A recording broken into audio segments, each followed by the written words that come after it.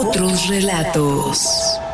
Historias, personajes, atmósferas y sensaciones. Adéntrate con Elvira Ruiz, Transperformática, en Otros Relatos. Otros relatos. Historias, personajes, atmósferas y sensaciones. Hoy escucharemos Victorio Ferry de Sergio Pitoro.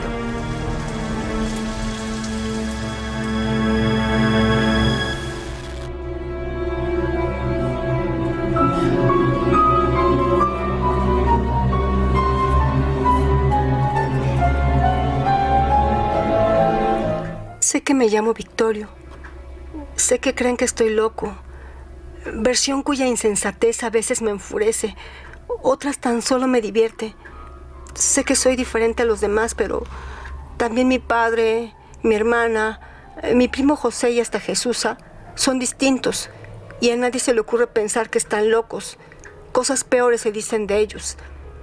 Sé que nada nos parecemos al resto de la gente y que tampoco entre nosotros existe la menor semejanza. He oído comentar que mi padre es el demonio, y aunque hasta ahora jamás haya llegado a descubrirle un signo externo que lo identifique como tal, mi convicción de que es quien es se ha vuelto indestructible. No obstante que en ocasiones me enorgullece. En general, ni me place ni me amedrenta el hecho de formar parte de la progenie del maligno. Cuando un peón se atreve a hablar de mi familia, dice que nuestra casa es el infierno. Antes de oír por primera vez esa aseveración, yo imaginaba que la morada de los diablos debía ser distinta. Pensaba, es claro, en las tradicionales llamas, pero cambié de opinión y di crédito a sus palabras cuando luego de un arduo y doloroso meditar se me vino a la cabeza que ninguna de las casas que conozco se parece a la nuestra. No habita el mal en ellas, y en esta sí. La perversidad de mi padre, de tanto prodigarse, me fatiga. Le he visto el placer en los ojos al ordenar el encierro de algún peón ahí en los cuartos oscuros del fondo de la casa. Cuando los hace golpear y contempla la sangre que emana de sus espaldas laceradas, muestra los dientes con expresión de júbilo. Es el único en la hacienda que sabe reír así, aunque también yo estoy aprendiendo a hacerlo. Mi risa se está volviendo de tal manera atroz que las mujeres al oírla se persignan. Ambos enseñamos los dientes y emitimos una especie de gozoso relincho cuando la satisfacción nos cubre. Ninguno de los peones, ni aun cuando están más trabajados por el alcohol, se atreve a reír como nosotros. La alegría, si la recuerdan, otorga a sus rostros una mueca temerosa que no se atreve a hacer sonrisa. El miedo se ha entronizado en nuestras propiedades. Mi padre ha seguido la obra de su padre, y cuando a su vez él desaparezca, yo seré el señor de la comarca. Me convertiré en el demonio. Seré el azote, el fuego y el castigo. Obligaré a mi primo José a que acepte en dinero la parte que le corresponde. Y pues prefiere la vida de la ciudad, se podrá ir a ese México del que tanto habla, que Dios sabe si existe o tan solo lo imagina para causarnos envidia. Y yo me quedaré con las tierras, las casas y los hombres, con el río donde mi padre ahogó a su hermano Jacobo, y para mi desgracia, con el cielo que nos cubre cada día con un color distinto, con nubes que lo son solo un instante para transformarse en otras, que a su vez serán otras. Procuro levantar la mirada lo menos posible, pues me atemoriza que las cosas cambien, que no sean siempre idénticas, que se me escapen vertiginosamente de los ojos. En cambio, Carolina, para molestarme. No obstante que al ser yo su mayor, debería guardarme algún respeto, pasa ratos muy largos en la contemplación del cielo y en la noche. Mientras cenamos, cuenta adornada por una estúpida mirada que no se atreve a ser de éxtasis, que en el atardecer Las nubes tenían un color oro sobre un fondo lila. O que en el crepúsculo el color del agua sucumbía al del fuego y otras boberías por el estilo. De haber alguien verdaderamente poseído por la demencia en nuestra casa, sería ella. Mi padre complaciente finge una excesiva atención y la alienta a proseguir, como si las necedades que escucha pudieran guardar para él algún sentido. Conmigo jamás habla durante las comidas, pero sería tonto que yo me resintiera por ello, ya que, por otra parte, solo a mí me concede disfrutar de su intimidad cada mañana, al amanecer, cuando apenas regreso a la casa y él, ya con una taza de café en la mano que sorbe apresuradamente, se dispone a lanzarse a los campos, a embriagarse de sol y brutalmente aturdirse con las faenas más rudas. Porque el demonio, no me lo acabo de explicar, pero así es, se ve acuciado por la necesidad de olvidarse de su crimen. Estoy seguro de que, si yo ahogara a Carolina en el río, no sentiría el menor remordimiento. Tal vez un día, cuando pueda librarme de estas sucias sábanas que nadie desde que caí enfermo ha venido a cambiar, lo haga. Entonces podré sentirme dentro de la piel de mi padre, conocer por mí mismo lo que en él intuyo, aunque desgraciada e incomprensiblemente, entre nosotros una diferencia se interpondrá siempre. Él amaba a su hermano más que a la palma que sembró frente a la galera, y que a su yegua la sana, y que a la potranca que parió su yegua. En tanto que Carolina es para mí solo un peso estorboso, una presencia nauseabunda. En estos días, la enfermedad me ha llevado a rasgar más de un velo hasta hoy tocado. Y a pesar de haber dormido desde siempre en este cuarto, puedo decir que apenas ahora me entrega sus secretos. Nunca había, por ejemplo, reparado en que son 10 las vigas que corren a través del techo, ni que en la pared frente a la cual yazgo hay 2 grandes manchas producidas por la humedad, ni en que, y este descuido me resulta intolerable. Sí, bajo la pesada cómoda de caoba anidan en tal profusión los ratones. El deseo de atraparlos y sentir en los labios el pulso y el latir de su agonía me atenaza, pero tal placer por ahora me está vedado. No se crea que la multiplicidad de descubrimientos que día tras día voy logrando me reconcilia con la enfermedad. No, nada de eso. La añoranza a cada momento más intensa de mis correrías nocturnas es constante.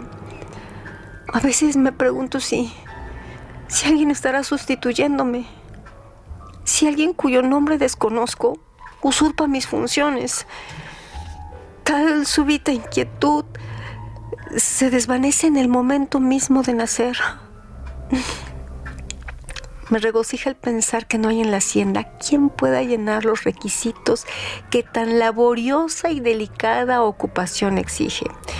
Solo que yo, pues soy conocido de los perros, de los caballos, de los animales domésticos.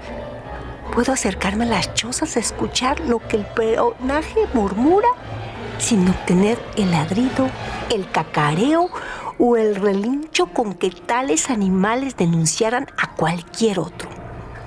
Mi primer servicio lo hice sin darme cuenta. Averigüé que detrás de la casa de Lupe había afincado un topo, tendido, absorto en la contemplación del agujero. Pasé varias horas en espera de que el animalejo apareciera. Me tocó ver, a mi pesar, cómo el sol era derrotado una vez más y con su aniquilamiento me fue ganando un tenso sopor contra el que toda lucha era imposible. Cuando desperté, la noche había cerrado. Dentro de la choza se oía el suave ronroneo de voces presurosas y confiadas. Pegué el oído a una ranura y fue entonces cuando por primera vez me enteré de las consejas que sobre mi casa corrían. Cuando reproduje la conversación, mi servicio fue premiado. Parece ser que mi padre se sintió halagado al revelársele que yo, contra todo lo que esperaba, le podía llegar a ser útil. Me sentí feliz porque desde ese momento adquirí sobre Carolina una superioridad innegable. Han pasado ya 3 años desde que mi padre ordenó el castigo de la Lupe por maldiciente. El correr del tiempo me va convirtiendo en un hombre y gracias a mi trabajo he sumado conocimientos que no por serme naturales me dejan de parecer prodigiosos. He logrado ver a través de la noche más profunda. Mi oído se ha vuelto tan fino como lo puede ser el de una nutria. Camino tan sigilosa, tan, si se puede decir, alarmadamente, que una ardilla envidiaría mis pasos. Puedo tenderme en los tejados de los jacales y permanecer allí durante larguísimos ratos hasta que escucho las frases que más tarde repetirá mi boca. He logrado oler a los que van a hablar. Puedo decir con soberbia que mis noches rara vez resultan baldías, pues por sus miradas, por la forma en que su boca se estremece, por un cierto temblor que percibo en sus músculos, por un aroma que emana de sus cuerpos, identifico a los que una última vergüenza o un rescoldo de dignidad, de rencor, de desesperanza, arrastrarán por la noche a las confidencias, a las confesiones, a la murmuración. He conseguido que nadie me descubra en estos 3 años. Que se atribuya a satánicos poderes la facultad que mi padre tiene de conocer sus palabras y castigarlas en la debida forma. En su ingenuidad, llegan a creer que esa es una de las atribuciones del demonio. Yo me río. Mi certeza de que él es el diablo proviene de razones mucho más profundas. A veces, solo por entretenerme, voy a espiar a la choza de Jesús. Me ha sido dado contemplar cómo su duro cuerpecito se entreteje con la vejez de mi padre. La lubricidad de sus contorsiones me trastorna. Me digo muy para mis adentros que la ternura de Jesús debía dirigirse a mí que soy de su misma edad, y no al maligno, que hace mucho cumplió los 70. En varias ocasiones ha estado aquí el doctor. Me examina con pretenciosa inquietud. Se vuelve hacia mi padre y con voz grave y misericordiosa declara que no tengo ningún remedio, que no vale la pena intentar ningún tratamiento y que solo hay que esperar con paciencia la llegada de la muerte. Observo cómo en esos momentos el verde se torna más claro en los ojos de mi padre. Una mirada de júbilo o de burla campea en ellos y ya para esos momentos no puedo contener una estruendosa risotada que hace palidecer de incomprensión y de temor al médico. Cuando al fin se va el siniestro señorón, el demonio, suelta también la carcajada. Me palmea la espalda y ambos reímos hasta la locura. Está visto que de entre los muchos infortunios que pueden aquejar al hombre, Los peores provienen de la soledad. Siento como esta trata de abatirme, de romperme, de introducirme pensamientos. Hasta hace un mes yo era totalmente feliz. Las mañanas las entregaba al sueño.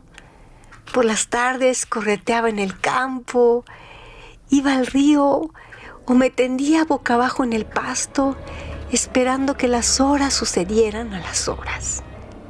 Durante la noche oía. Me era siempre doloroso pensar y evitaba hacerlo.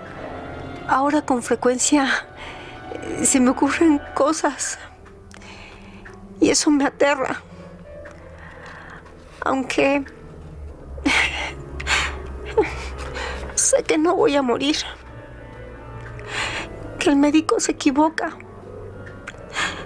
que en el refugio necesita haber siempre un hombre, pues cuando muere el padre, el hijo ha de asumir el mando. Así ha sido desde siempre y las cosas no pueden ya ocurrir de otra manera. Por eso mi padre y yo, cuando se afirma lo contrario, estallamos de risa. Pero hoy, cuando estoy solo, muy triste, al final de un largo día, comienzo a pensar, las dudas me acongojan. He comprobado que nada sucede fatalmente de una sola manera. En la repetición de los hechos más triviales se producen variantes, excepciones, matices. ¿Por qué, pues, no habría de quedarse la hacienda sin el hijo que sustituya al patrón? ¡Ay! Una inquietud peor se me ha incrustado en los últimos días. Y al pensar que es posible que mi padre crea que voy a morir y su risa no sea, como es supuesto, de burla hacia la ciencia, sino producida por el gozo que la idea de mi desaparición le produce. La alegría de poder librarme al fin de mi voz. La alegría de poderse al fin librarse de mi voz y mi presencia. Es posible que los que me odian me hayan llevado al convencimiento de mi locura. En la capilla que los Ferri poseen en la iglesia parroquial de San Rafael, hay una pequeña lápida donde puede leerse: Victorio Ferri murió niño. Su padre y hermana lo recuerdan con amor.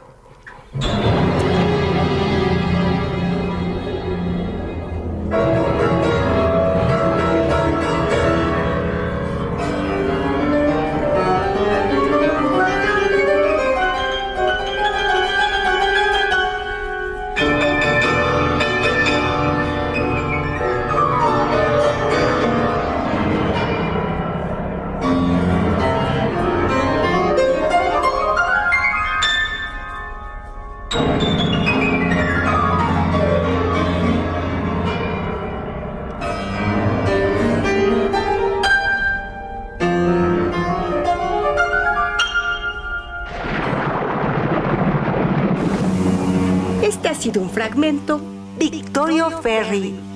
Cuenta un cuento de Sergio Pitol para otros relatos. No te pierdas nuestras siguientes historias, personajes, atmósferas y sensaciones.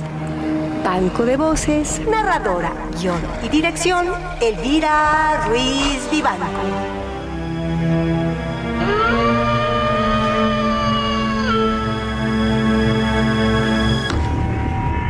Compártenos tu historia. Esto es Otros Relatos. Otros Relatos. Sigue acompañando a Elvira Ruiz en Otros Relatos. Otros Relatos. Análisis críticos de Otros Relatos. Análisis crítico de Victorio Ferri por Elvira Ruiz Vivanco.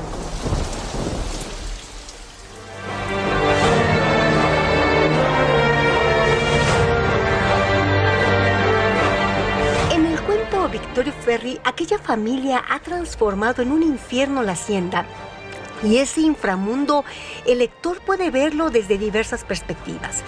Desde los inmigrantes que vieron caer en manos de los revolucionarios sus posesiones, los trabajadores de la hacienda convertidos en esclavos del amo quien trata de sobrevivir ahí, y desde los ojos del niño quien cuenta un cuento. En resumidas cuentas, sobre este relato Sergio Pitol considera que va de un engaño fatal.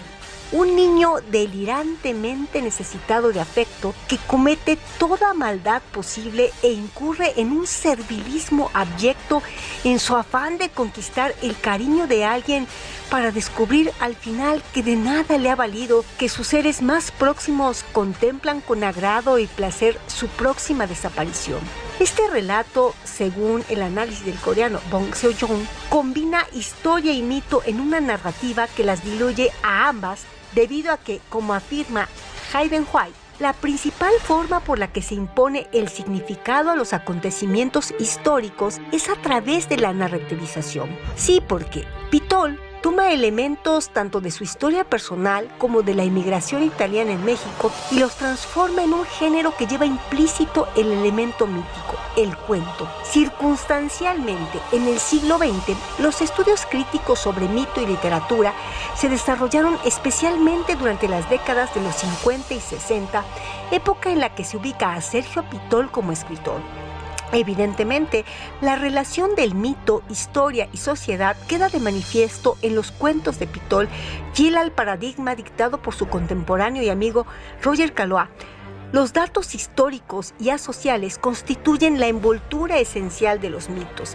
Así tenemos que el cuento que nos ocupa toma como base la idea del infierno, según el concepto del mismo que aparece en la mitología cristiana, para representar la realidad social de la comunidad bajo el mando del hacendado, en un relato lleno de alusiones bíblicas, especialmente del Génesis y del Apocalipsis, visto desde los ojos de un niño que vive la soledad y la locura. O en palabras del protagonista Victorio: cuando un peón se atreve a hablar de mi familia, dice que nuestra casa es el infierno. La idea del infierno aparece gracias a la fuerza del lenguaje que recrea el mundo donde vive Victorio Ferri. Maligno, demonio, diablo, infierno, mal, perversidad, miedo, sangre, nauseabundo, rencor, siniestro, muerte, para culminar con las mayúsculas azote, fuego y castigo, abundante sustantivación sobre el mal para un cuento de tan solo 5 páginas, de lo cual nos dice el narrador: el miedo se ha entronizado en nuestras propiedades. Mi padre ha seguido la obra de su padre, y cuando a su vez él desaparezca, yo seré el señor de la comarca. Me convertiré en el demonio, seré el azote, el fuego y el castigo.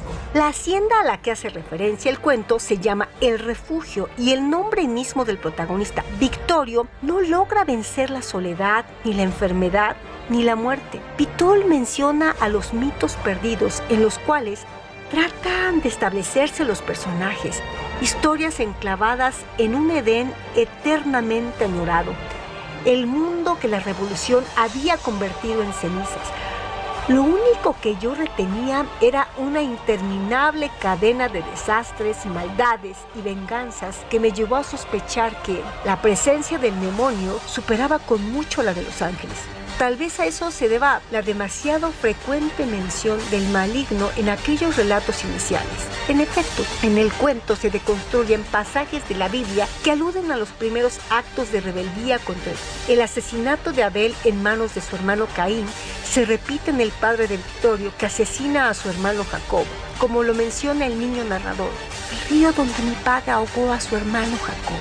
El hermano despoja de la herencia al mayor y este debe emigrar a otras tierras, al igual que pretende hacer Victorio con su primo. Obligaré a mi primo José a que acepte en dinero la parte que le corresponde, y yo me quedaré con las tierras, las casas y los hombres. Pero tal vez la más contundente de las referencias está en la denominación del Padre, que aparece en términos equivalentes a la autodefinición que Yahvé le comunica a Moisés. Yo soy el que soy, dirás a los hijos de Israel. El que es me ha enviado. Victorio Ferri define a su Padre diciendo: mi convicción de que es quien es se ha vuelto indestructible. Esta frase resume el desafío que propone el cuento en términos del poder del mal que desea equipararse al creador y que en el origen de la mitología cristiana propiciara la caída del ángel Luzbel y su consecuente transformación en demonio. Por otra parte, sabemos que el cuento está dedicado a Carlos Monsiváis y la gran estimación que Sergio Pitol le guarda la ha declarado en numerosas ocasiones. Ha escrito varios artículos sobre él y cabe destacar el titulado Monsiváis Catequista. En su ensayo, además de hablar de la íntima amistad que los une, del intercambio de ideas y las lecturas que realizaban, menciona uno de los momentos más altos de la lengua castellana que se le debe a Casiodoro de Reina y a su discípulo Cipriano Valera. Y cuando desconcertado ante aquellos nombres le pregunta Pitol a Monsiváis, ¿y esos quiénes son? Monsi responde escandalizado que nada más y nada menos que los primeros traductores de la Biblia al español, confesando el cronista su aspiración para que algún día su prosa muestre el beneficio de los innumerables años que ha dedicado a leer y aprender los textos bíblicos. En el cuento de Victorio Ferri sobresale que el narrador sea un niño quien utiliza un lenguaje demasiado culto para su edad. Incluso, aunque le podamos conceder la agudeza de la adolescencia, el narrador es también el protagonista, instaurándose como la voz única y dueña del discurso y de la verdad en este contenida, ubicándose como un tipo de narrador desconfiable, mientras el tiempo y el espacio se configuran mediante la narración de Victorio, quedando inmersos también en la visión subjetiva del pequeño protagonista que se presenta azorado por la locura. El punto de vista de este narrador enajenado es el único y el relato juega con el lector, ya que al final rompe la autoridad de ese narrador personaje al incluir otra voz con mayor autoridad debido a su posición externa respecto al relato, con lo cual el lector duda de lo que ha escuchado en prácticamente todo el cuento. El texto cierra con 2 líneas en boca del otro narrador y con la inscripción en una lápida: Victorio Ferri murió niño, su padre y hermana lo recuerdan con amor. La frase de la tumba contrasta al hablar de amor por única vez, frente a un lenguaje que utiliza en profusión epítetos, sustantivos y adjetivos del demonio y sus acciones. Carlos Monsiváis destaca en la producción mexicana 3 cambios perceptibles que corresponden a la eliminación de la distancia entre el narrador y los objetos de su atención, la interiorización de la acción y el desvanecimiento de la censura social del arte. En el texto, los personajes extreman y afirman sus contradicciones. Descubren en su yo una cultura y una sociedad concentradas y en evolución. Sacian en sus conflictos amorosos su nostalgia de hazaña. De esta manera, el cuento mexicano de la posmodernidad quedaría caracterizado por una libertad expresiva prácticamente absoluta y a la vez por una enorme diversidad de temas y estilos. David W. Foster, si bien considera que el elemento más importante de la nueva cuentística hispanoamericana es la articulación de la voz narrativa, manifiesta la presencia de un narrador poco afable, desorientado y desorientador, que lucha por encarar una experiencia cuya comprensión se le escapa. Victorio Ferri es un narrador desconfiable al estilo rulfiano. De hecho, cuando Sergio Pitol se refiere a Juan Rulfo, comenta: verlo, oírlo, vislumbrarlo a lo lejos, significaba remitirse de inmediato a Pedro Páramo, a Lubina, a Diles que no me maten, a Es que somos muy pobres y a Anacleto Morones. Era el Tusitala, término, según Stevenson, con el que en las islas de los mares del sur se designa al narrador de historias, el personaje más importante de la isla. Era el hombre que había transformado nuestra narrativa, aquel que al escribir una novela y unos cuentos de carácter rural, utilizando un idioma en apariencia campesino, realizó la proeza de convertir en cenizas, en arena, en escoria a toda la literatura costumbrista de la época. Con Rulfo se inicia en México la narrativa contemporánea. Lo que mi generación y las siguientes le debemos es incalculable, dice Sergio Pitol, aunque algunos de sus beneficiarios han optado por ignorar. En nuestro cuento hay momentos que resultan un guiño para el lector. Cuando Victorio dice: he oído comentar que mi padre es el demonio, y aunque hasta ahora jamás haya llegado a descubrirle un signo externo que lo identifique como tal, obviamente el narrador se refiere a la tradicional imagen del diablo con cuernos y olor a azufre. Otra referencia viene luego de que cuenta que los sirvientes se refieren a su casa como el infierno. Antes de oír por primera vez esa aseveración, yo imaginaba que la morada de los diablos debía ser distinta. Con este tipo de narrador se da paso a la ambigüedad como recurso literario que deja al lector la puerta abierta para que interprete y complete la información como le plazca. Asimismo, en Victorio Ferri cuenta un cuento, se reconoce la presencia de un rasgo literario de Vittorio: la máscara trágica, evidenciándose en la voluntad de Vittorio de canjear su inminente muerte con la fantasía de convertirse en el representante más cruel de su estirpe, en su voluntad de aceptar sobre sí el peso de la sangrienta tradición familiar y también de la opinión del peonaje, el cual, tras haber sufrido por décadas la violencia de los Ferri, los considera como la progenie del mismísimo demonio.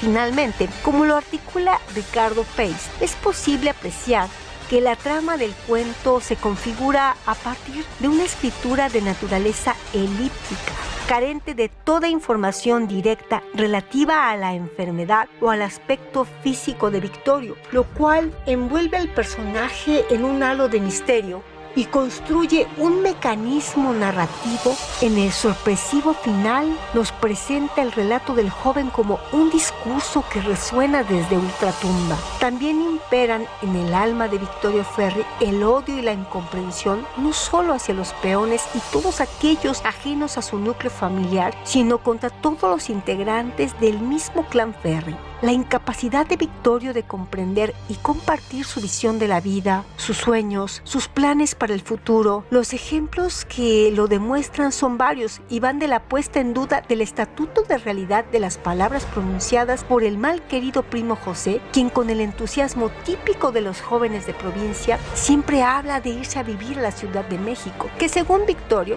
Dios sabe si existe o tan solo lo imagina para causarnos envidia.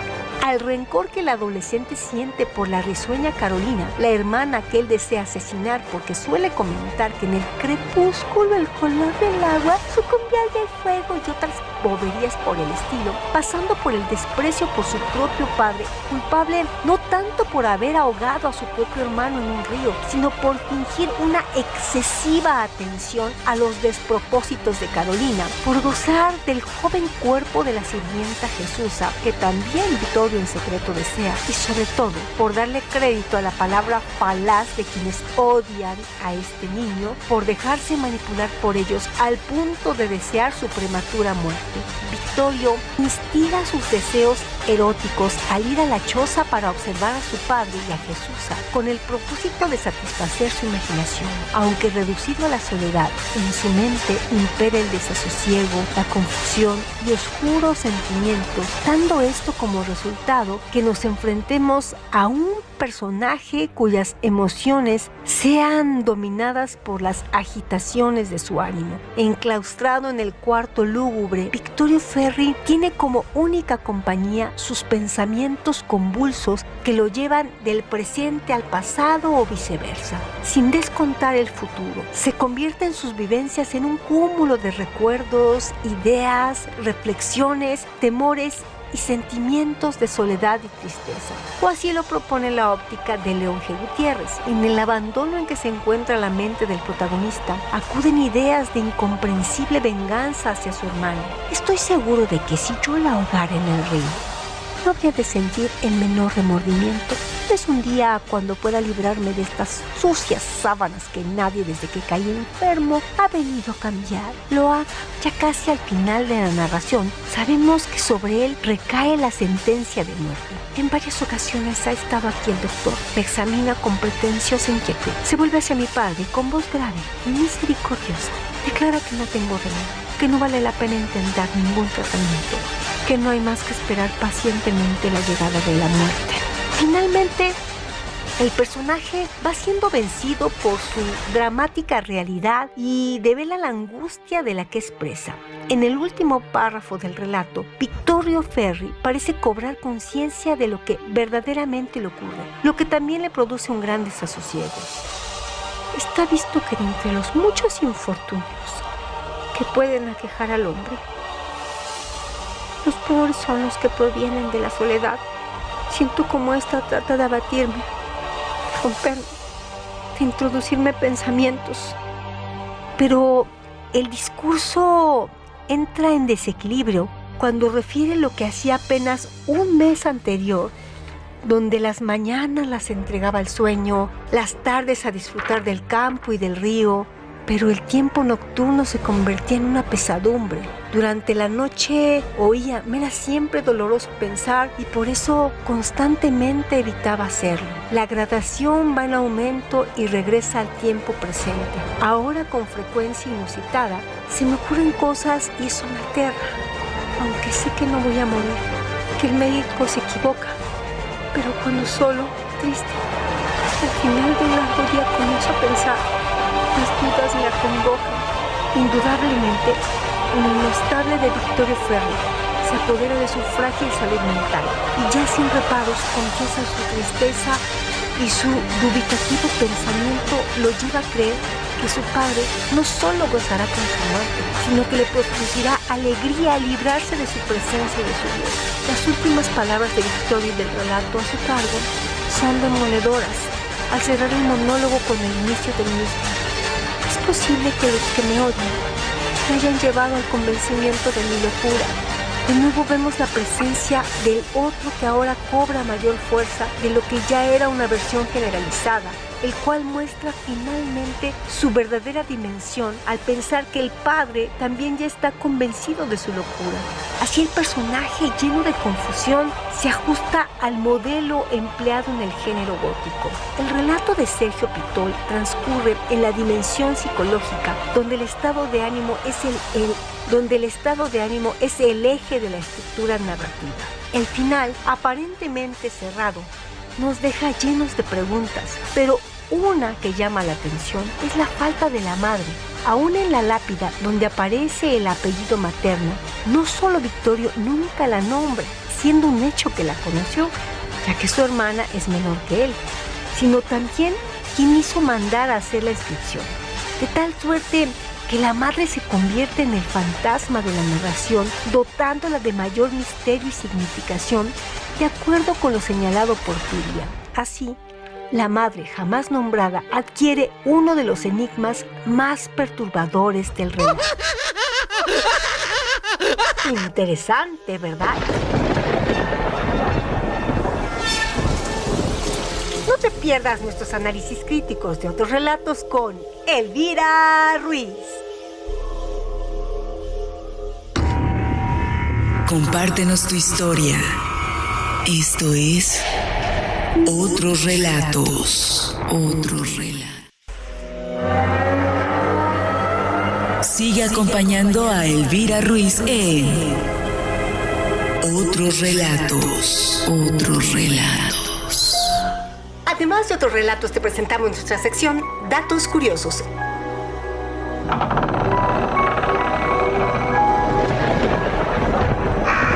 Los datos curiosos de Victorio Ferri son: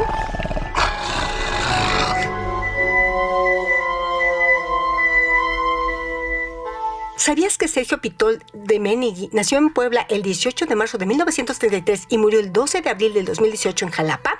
¿Sabías que huérfano desde pequeño, Sergio Pitol vivió con su abuela y su hermano y esa figura materna se convierte en la base de su vida y con una significativa presencia en su creación literaria? ¿Sabías que en numerosos ensayos y entrevistas Pitol habla acerca de sus recuerdos de infancia pletóricos de relatos acerca de su abuela y las amigas de esta, rememorando la época de bonanza de la familia? ¿Sabías que la fuerte personalidad y aguda intuición de su abuela serán determinantes en el mundo de este niño Pitol, adquiriendo un carácter simbólico particular, remembranzas de las que testimonió el el hecho de no haber logrado engañarla jamás o de que cualquier cosa que le intentara ocultar resultaba inútil debido a su intuición que siempre ha admirado hacia su abuela, que pareciera un personaje casi sagrado? ¿Sabías que el narrador, ensayista y traductor Sergio Pitol estudió Derecho y Letras en la Universidad Nacional Autónoma de México, que a partir de 1960 vive en varios países europeos siendo embajador de México en Checoslovaquia y que posteriormente trabaja como editor y colabora en numerosos suplementos culturales de México y el extranjero? ¿Sabías que sus novelas son ejercicios de estilo que mediante un humor refinado y mordaz ofrecen una mirada desencantada de la realidad? Merece mencionarse en ese terreno su trilogía del carnaval formada por El desfile del amor de 1984, Domar a la divina garza de 1988 y La vida conyugal de 1991. De sus volúmenes de cuentos destaca Nocturno de Bujara de 1982, con el cual obtiene el premio Javier Villaurrutia. Pitol compagina la escritura con la traducción al español de autores ingleses, checos, alemanes y rusos. ¿Sabías que en 2005 este escritor recibe el premio Cervantes por su trayectoria y el 10 de febrero de 2006, con el nombre de Sergio Pitol, es inaugurada la biblioteca del Instituto Cervantes en Sofía?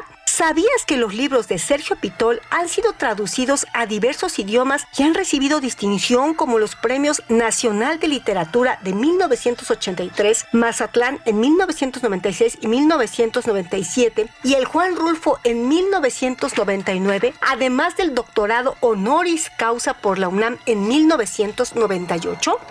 ¿Sabías que a finales de 2003, en reconocimiento a su brillante quehacer literario, el Fondo de Cultura Económica decidió publicar sus obras reunidas? ¿Sabías que Sergio Pitol considera que desde niño la literatura marcó sus trabajos y sus diferentes escalas vitales, resultándole casi imposible deshacer la conexión entre la literatura y su persona, considerando que sus relatos y la mayoría de sus ensayos resultan una especie de biografía o oblicua vista con enfoques distintos? Es decir, en toda su obra Pitol se descubre, así como su tiempo y su entorno. ¿Sabías que a sus 24 años, cuando estaba hastiado de todo y con la necesidad de alejarse de los grupos en los que se movía en aquel 1956, Pitol se refugia durante casi 3 semanas en una pequeña casa en Tepoztlán, pueblo entonces casi inaccesible en el que no había luz eléctrica? De esa estancia Pitol nos cuenta: me llevé muchos libros. En esa época trabajaba para algunas editoriales como la de Martín Luis Guzmán, haciendo traducciones y dictámenes. Ahí comenzó a escribir un cuento inspirado en una historia que le oyó a su abuela cuando era adolescente. Ella era una muy buena relatora. Tenía muchas lecturas y las historias que de la vida de la abuela eran tan interesantes que le sirvieron durante mucho tiempo para escribir. De repente la historia toma otro cauce y se convierte en un cuento, que es lo que pasó con Victorio Ferri cuenta un cuento. Me percaté de eso hasta muy entrada la noche, casi al amanecer. Al día siguiente desperté tarde y salí a caminar. Regresando a la casa, leí lo que había escrito. Luego comencé a enmascarar al personaje femenino del relato germinal de mi abuela. Novelicé la realidad, definí la estructura y lo pulí. Deseaba que el lector sintiera una corriente subterránea. Ese fue mi primer cuento, Victorio Ferri cuenta un cuento. ¿Sabías que en esa época Carlos Monsiváis y José Emilio Pacheco pasaban todos los días a la casa de Sergio Pitol para conversar de literatura? De hecho, Monsiváis es quien leía por primera vez y primero que nadie todo lo que escribía Pitol. Les leyó al poeta y al cronista su cuento y les pidieron una copia. Le hicieron una serie de recomendaciones, sobre todo le dijeron que tenía que escribir más. De ese encuentro nos comparte nuestro escritor: les agradezco muchísimo sus comentarios. Quizás sin la presión que ejercieron sobre mí nunca hubiera escrito. Soy un autor tardío. Cuando empecé a escribir, casi todos los escritores de mi generación tenían ya varios libros publicados. Habían estrenado obras teatrales con las grandes figuras del teatro de la época y tenían columnas en revistas y suplementos literarios. A la mayoría de ellos los traté desde la adolescencia y durante mi época como universitario. Nuestras reuniones, conversaciones y discusiones estaban determinadas por la literatura. Sin embargo, nunca se me ocurrió que también yo sería escritor. ¿Sabías que José Emilio Pacheco y Sergio Pitol fueron a visitar a Juan José Arreola, quien hacía los cuadernos del unicornio en esa época, para entregarle La sangre de Medusa y Victorio Ferri cuenta un cuento respectivamente, publicándolos Arreola al poco tiempo? ¿Sabías que en 1961, cuando se dirigía a Europa en el barco, escribió otros cuentos que significaron la conclusión de aquel mundo de los años que vivió Pitol de niño y adolescente, de esos tiempos de su abuela y de sus padres? Después escribió otro cuento en Italia mientras esperaba a una señora en un café. En ese momento descubre que su escritura ya era diferente. Desde entonces siguió escribiendo de forma ininterrumpida. ¿Sabías que en sus escritos autobiográficos, publicados por el Fondo de Cultura Económica, cuenta acerca de los lazos con la literatura y sus afinidades con Juan José Arreola, Carlos Monsiváis y José Emilio Pacheco? ¿Sabías que en su autobiografía soterrada, Sergio Pitol opina que la forma que llega a crear un escritor es el resultado de toda su vida, la infancia, toda clase de experiencias, los libros preferidos, la intuición y en sí la vida? ¿Sabías que a partir de las reflexiones de algunos críticos que consideran la narrativa juvenil de Pitol como una fase de iniciación donde se gestan los retos estéticos que llegarán a florecer en la siguiente producción del autor, se rastreará un ulterior elemento de continuidad identificado con el interés que a lo largo de toda su carrera la prosa de nuestro autor ha mostrado a lo que Bakhtin llama plurilingüismo y dialogismo? ¿Sabías que la relectura del relato desde el enfoque bakhtiniano permitirá subrayar que, a diferencia de lo que acontece con la producción madura del autor, en la que el dialogismo tiene un carácter festivo y carnavalizado, en Victorio Ferri cuenta un cuento, el embrión de esta pasión polifónica parece explorar más bien las posibilidades expresivas de la palabra autoritaria, dando lugar a una suerte de antidialogismo? ¿Sabías que el novelista italiano Antonio Tabucchi, así como Juan Carlos I de Borbón, han descrito la riqueza de influencias artísticas como la musical, la cinematográfica, la pictórica o la literaria que ennoblecen la obra de Sergio Pitol? ¿Sabías que Sergio Pitol en El sueño de lo real comparte que él escribía, como suele decirse, en una especie de fiebre, en un trance mediúmnico, pero con la diferencia abismal de que en ese ejercicio la voluntad ordenaba conscientemente el flujo del lenguaje? ¿Sabías que en el cuento de Sergio Pitol, Victorio Ferri cuenta un cuento, el encubrimiento de la historia es la misma evidencia que salta a la vista, la ausencia de madre, que también podríamos decir la anulación, porque de manera deliberada se convierte en el fantasma no nombrado, pero que no la exime de su existencia? ¿Sabías que en las primeras líneas de la narración, en voz de Victorio Ferri, aparece su entorno familiar, el padre, la hermana y el primo José, y se omite la madre hasta más allá de la muerte del protagonista, pues en la lápida solo se inscribe el apellido paterno? ¿Sabías que Ricardo Piglia señala que la verdadera historia de ese relato breve se encuentra en lo no dicho? Y es el caso del cuento de Pitol si nos atenemos a la circunstancia bajo la que fue escrito y los antecedentes del escritor, tenemos un hilo conductor. ¿Sabías que Sergio Pitol, siendo niño, perdió a su padre? Entonces, la familia materna viene por ellos aquí a la ciudad de Puebla, pero al regreso, su madre muere ahogada en un río, siendo objeto Sergio Pitol de una doble pérdida y quedando a partir de su orfandad al cuidado de la abuela materna, además de la enfermedad del paludismo que con frecuencia lo postra en cama durante meses. ¿Sabías que en la narración de Pitol no solo se encuentran enmascaradas las historias que le contaba la abuela, sino la suya propia, la pretérita y la instantánea, donde la memoria es transformada? ¿Sabías que Sergio Pitol, en el cuento que nos ocupa, hace uso de un narrador que está a cargo del monólogo, confiriendo esta estrategia literaria el soporte al único narrador, quien nos introduce a su mundo interior? Desde el principio nos enfrentamos a un discurso un tanto perturbador, en donde la voz narrativa, en un ejercicio de afirmación de identidad y cordura, nos adentra a su universo delirante e hiperrealista a un tiempo.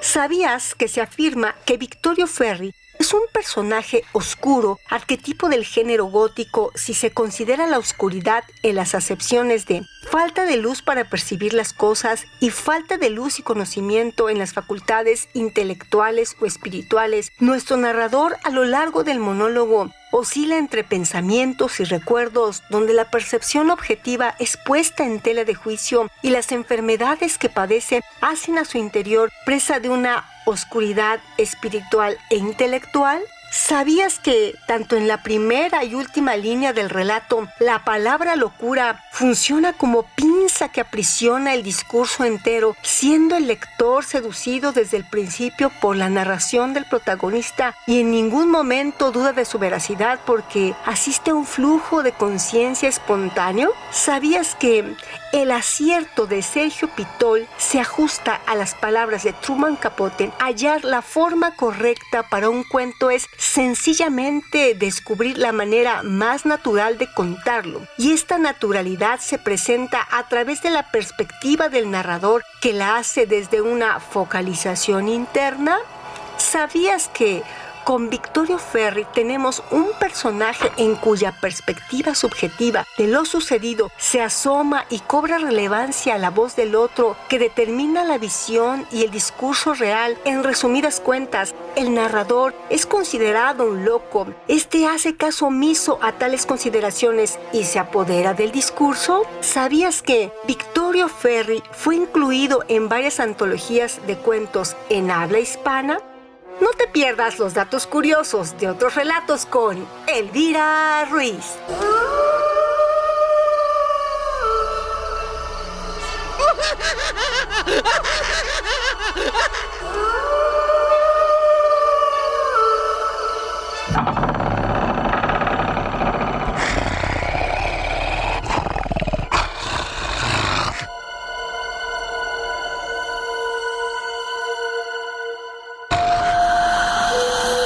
Hasta aquí llegamos en Otros Relatos.